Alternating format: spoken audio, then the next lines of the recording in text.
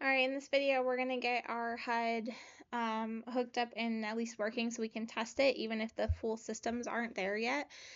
So the first thing we want to do that's really easy is to test out our health bar. So we're going to go into our content drawer and we're going to go find your character, your base character, and we're going to go to our variables, and we're going to hit that circle with a plus, and we're going to add a HP variable or a health variable that is going to be a float type. And then we're also going to add a max HP variable that is also going to be a float type. We're going to compile this so we get the default values over here. And we want to set this to something that's not 0, but you guys can kind of determine based on what you do damage for and all of those things what you want it to be set to. I'm just going to do like 20 for now. And then I'm also going to have HP start at the same thing as the max HP. And again, you can modify those values when we actually get into attacking and things like that if you want to change that. But give it a non-zero value for now so we can test it. And then back on our player HUD widget, we're going to click on the progress bar that you created, whether it's just like a colored one or whether it's an image, whatever you did, we're going to click on it. And we're going to go down to the percent section here where we're kind of testing its fill value, and we're going to click this little chain and we're going to create a binding. A binding, like I kind of briefly mentioned before, is really nice because this will update every tick of animation, so we can constantly check if the player's health is changing, and it's going to auto update that value with whatever we give it here. So this is a percentage. It does need to be less than 1 because it's going to be a decimal that converts to a percentage. So we are going to, here. We're going to get the player character, and we're going to drag off this return value, and we're going to cast that to whatever your base character class is called. And then we're going to drag off of that, and we're going to get our HP variable that we just created, and we're going to get our max HP variable that we just created. And we're going to divide these by each other to make this percentage less than 1 to make it a decimal number. So we're going to search for divide. We're going to divide HP by max HP and then pass that into return value. This is not going to work correctly unless you set default values that are, not 0. So make sure that's good. And that's all we need to do here. I'm going to add a comment around this one. It says update health bar with current health percentage. And that's what that binding is doing if you want to add a comment around that. So we should be able to test this out because right now we should be at full health. So if I hit play, this should be all the way filled up. Now we can manually adjust some values right now because we don't have anything that actually damages us, and we won't for the submission. So you will need to manually adjust some values when you record your video to show me it working. So if I set HP to 10, I'm not going to modify my max HP, but if I change this variable in here and play, it should be half health, which looks good. And if I change it to 5, it should change that even lower. So just to test it out and make sure it's working, I'm going to set this back to 20, but for your submission for some of these UI elements, you might have to manually test like that and show me it running several times so I can see that you had that hooked up and working correctly.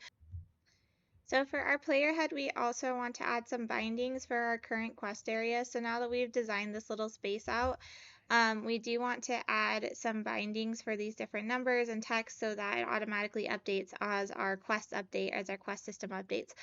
For real simplicity, as I mentioned before, we're just going to have the player only have one quest at a time, so we're not going to have a scrolling dynamic bar of quests here because that would be more complex than we want to get into.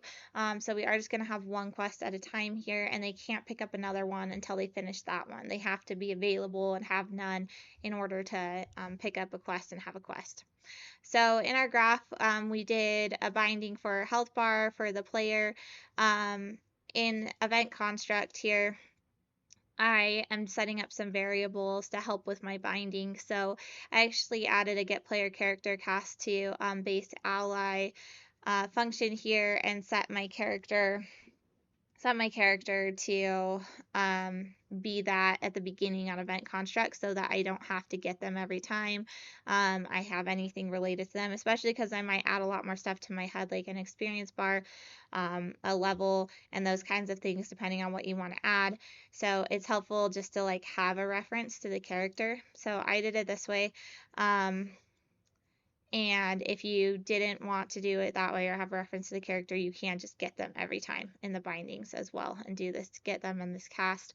I also added here, which is what I want you to add now, is a game instance reference. So I'm getting a game instance and casting to it. Now you don't have a game instance at this point, so this will be the first point that you create one.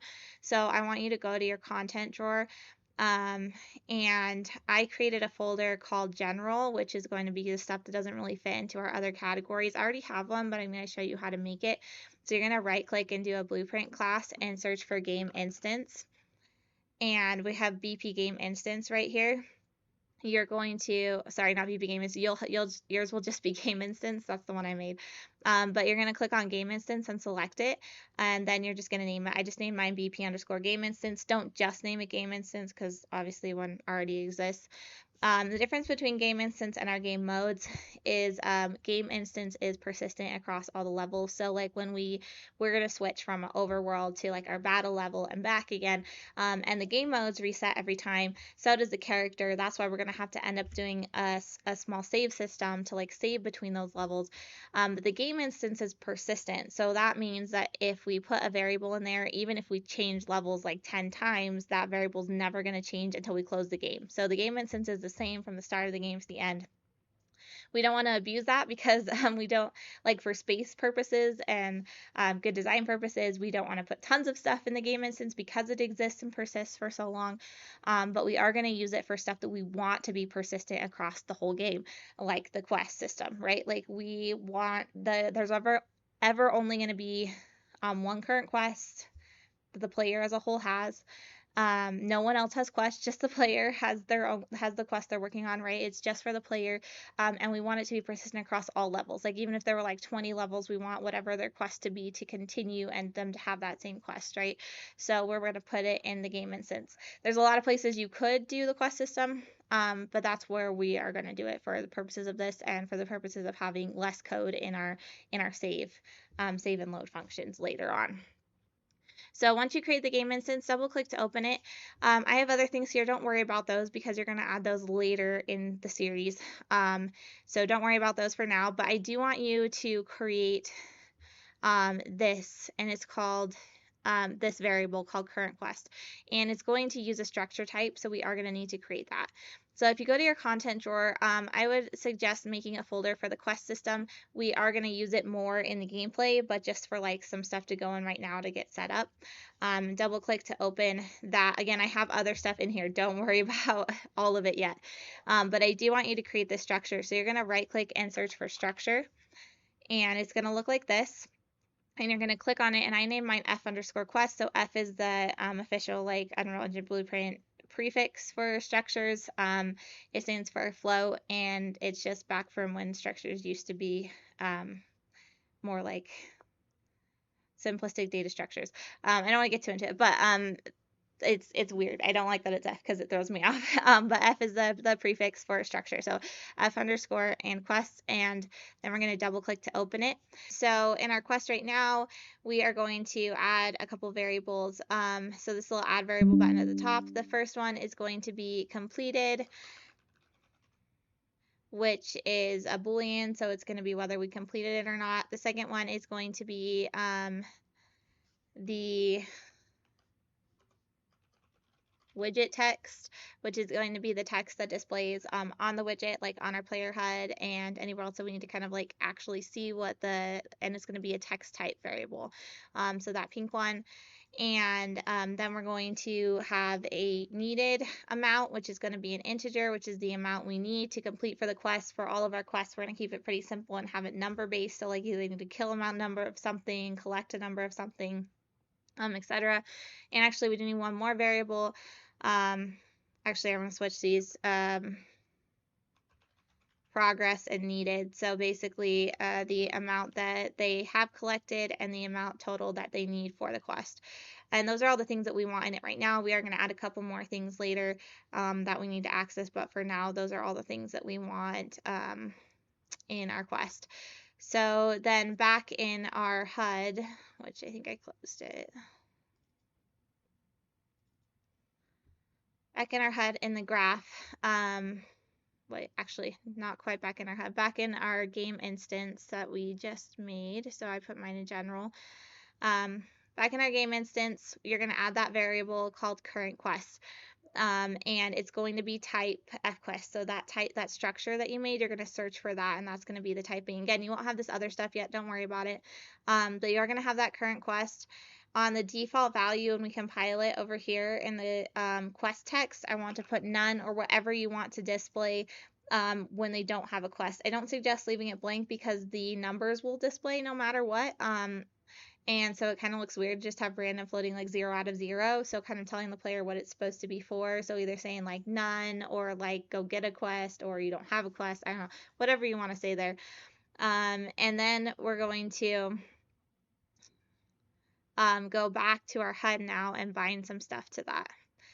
So we got our game instance reference, we got game instance casted, and we set this as a variable over here. So right click and promote to variable as a game instance reference. I'm going to go back to the designer and you're going to make sure that you're binding to certain things. So in our little quest widget in the upper corner,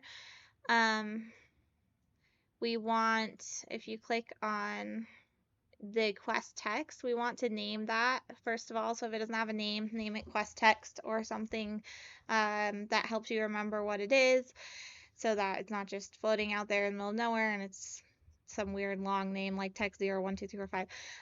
And then on the text section right here, I wrote none before I did this binding just so I could have something there so I know where it is and it's not invisible. So I suggest put something there, especially to test out your font sizes and your spacing and things like that.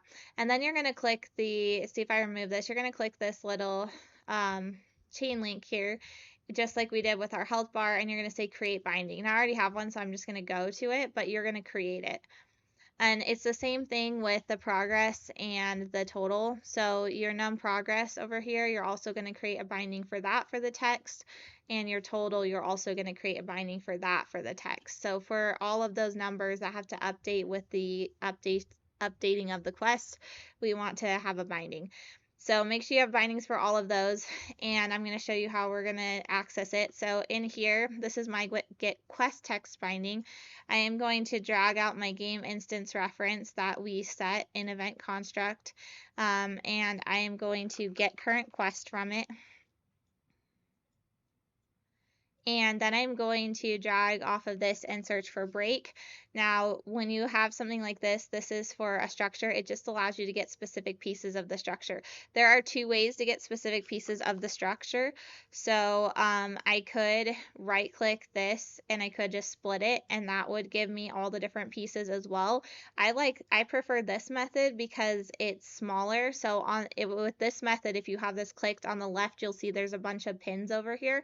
And I can just deselect all the ones that I'm not going to use, so I can just have the quest text, and you can see it's a whole lot smaller and takes up less space of a footprint in here.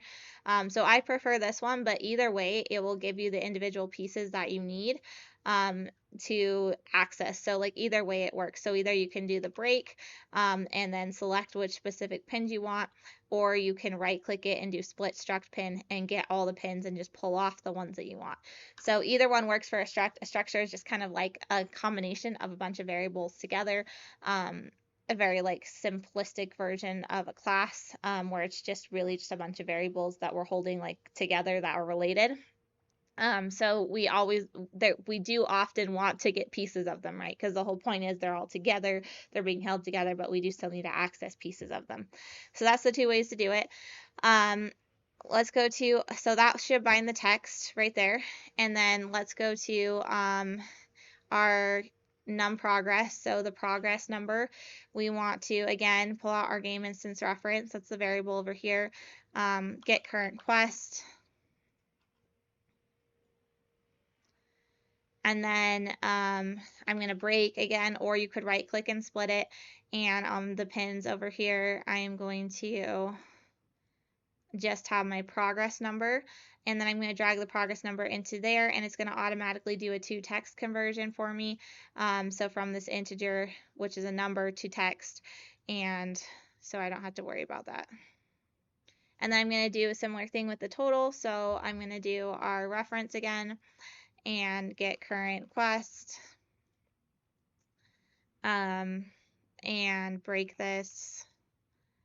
And on the pins, this one I just need the needed,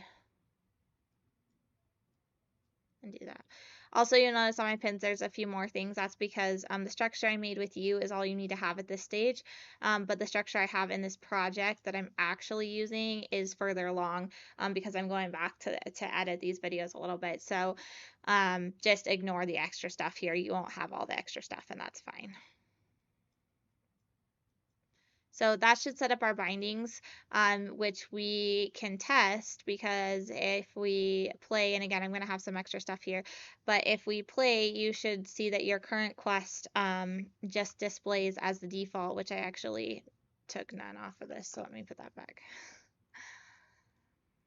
That current quest just displays as the default, but if we go change anything, so here's our current quest, and this is kind of how we can test it, right? I can change this. I can say, we have bananas, and I can change my progress to like 2, 3, and my needed to like 7. You're not going to have, again, these other things, but just the things that you do have, you can look at those, and you can come back here and play, and it should update. So if your bindings are correct, it should update with what you're updating in the game instance right there. Okay, so since we have a game instance now, we do need to actually set that in the project settings. So your binding for your quest might not be working right now, just because we didn't actually set that in the project settings, or I didn't tell you to. So if it wasn't working, that's okay. You can test it again right after you do this part. So go to the edit menu and go to your project settings, and then you're going to go over to maps and modes on the left, and right here is where we set up like our default game mode stuff, which we're also kind of setting in the levels depending on which level you need to be in. But then down here at the very bottom is the game instance class, and if it just still says this, then it's just that default one, so make sure you change it to your game instance. Otherwise those bindings are not going to work, but if they weren't working before, change that and then test it, and they should work now.